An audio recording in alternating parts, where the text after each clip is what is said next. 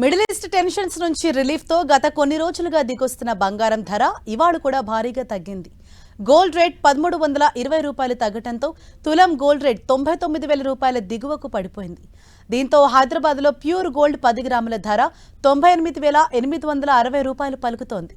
దీంతో గత వారం రోజుల్లో గోల్డ్ రేట్ దాదాపు 5,000 రూపాయలకు పైగా తగ్గినట్లయింది.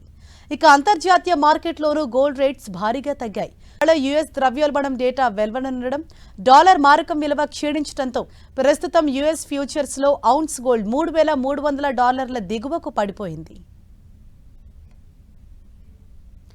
గత కొన్ని రోజులుగా స్వల్పంగా తగ్గుతూ వస్తున్న బంగారం ధర ఇవాళ కూడా మరోసారి భారీగా తగ్గింది. అంతర్జాతీయ మార్కెట్లోనూ గోల్డ్ రేట్స్ అన్నవి భారీగా తగ్గాయి. ఇవాళ 1320 రూపాయలు గోల్డ్ రేట్స్ తగ్గటంతో 98,000 దిగువకు గోల్డ్ రేట్స్ అన్నవి పడ్డాయి. 99,000 దిగువకు ఇప్పుడు ప్యూర్ గోల్డ్ 24 క్యారెట్ల బంగారం ధర అన్నది పలుకుతోంది.